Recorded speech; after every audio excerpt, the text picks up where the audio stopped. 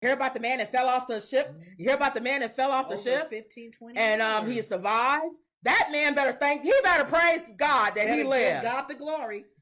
A male passenger. If you don't know Jesus, you need to know him. Now, I gave this donkey of the day. Really? Why? Charlemagne didn't have a donkey of the day because Angela Yee's last day was today. And they did all call-ins from celebrities calling in. Okay. So he gave the whole day to Angela Yee, and he didn't do a donkey of the day. Why are you doing this as a donkey of the day? Well, I'll tell you. A male passenger who recently fell overboard while celebrating the Thanksgiving holiday on a Carnival cruise ship is speaking out for the first time. Make sure you sign in or whatever you need to do. According to Good Morning America, the passenger named James Michael Grimes was missing for almost 20 hours. Grimes fell into the Gulf of Mexico waters on Thanksgiving Eve, as reported by Good Morning America. The 28-year-old was determined to make it out alive. Jellyfish, rip currents, and shark-infested waters. Apparently, Grimes had only been aboard the cruise ship for one day before he was reported missing by his sister. The two were last seen together at a restaurant after he won an air guitar contest. Well, at least he won. The 28-year-old then made his way to the bathroom and wasn't seen again. According to Good Morning America, that is the last memory that Grimes can recall of that night. He believes his fall overboard knocked him unconscious. The next thing I know, I regained consciousness. I was in the water with no boat in sight. Despite his confusion and the darkness that engulfed him, Grimes was determined to survive. I felt like I was given a chance right then. You're alive for a reason. That fall could have killed me. But I felt like from that moment on, I was trying to stay positive.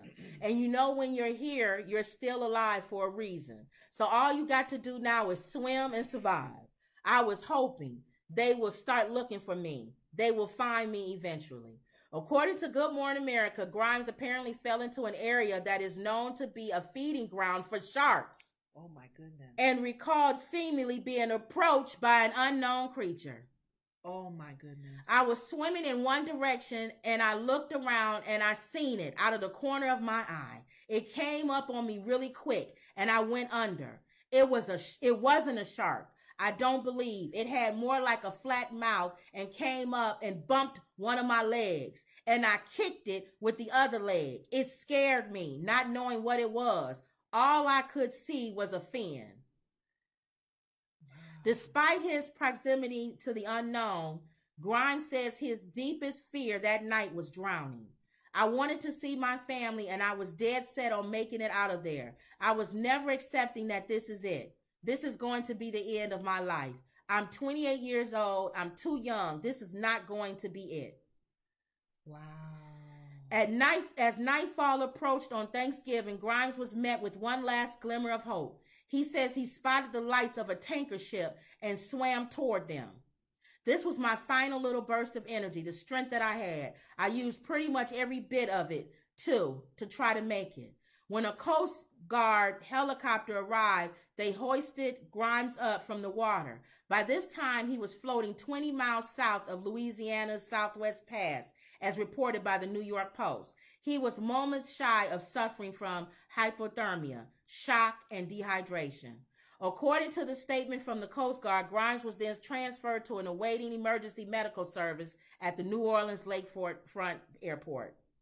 We greatly appreciate the efforts of all, most especially the U.S. Coast Guard and the Mariner, who spotted the guest in the water. Cruise ships have safety barriers in all public areas that are regulated by U.S. Coast Guard standards that prevent a guest from falling off.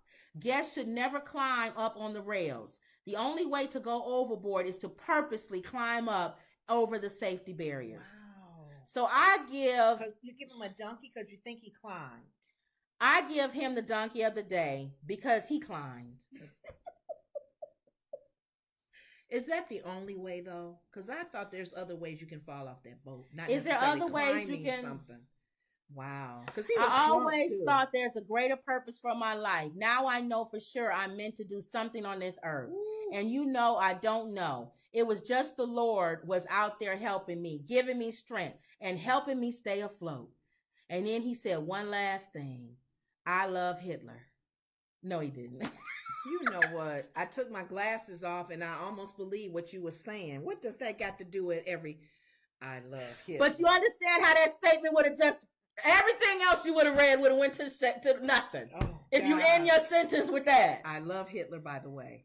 All right, here we go. Wouldn't say, oh, just the Lord. So that's something. It's like Daniel in the lion's den. Wendy says he had to be icy cold. He thought he was in a Titanic. Remember that scene where they stood on the boat? I think so. That big dummy climbed that thing. Talking about he don't remember nothing after winning the air guitar. First of all, he won an air guitar contest. He had a lot of alcohol. So he probably was drunk out of his mind. That kept him warm in the water. Look at this boat. How do you have to climb up on that and jump off? See, is every area where you have to climb? Or can you literally fall off, though, or fall over? Fall over, not so much climb. But how did you fall over when it's high? I don't know. So the blessing there, regardless of how crazy he was to get off or fall off, God saved him. Oh my goodness! In those waters for over 20 hours, almost 20 hours. That's a long time. 20 hours, and he could swim.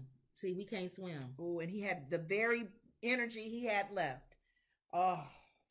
Wendy says he thought he was in a Titanic. Oh, she said there's a boat, stood on a boat. Yeah. That's a testimony. That's truly, you're right. There's a calling for you. Now. You need to be doing whatever God's called you to do. We'll follow this guy and see what happens a year from now.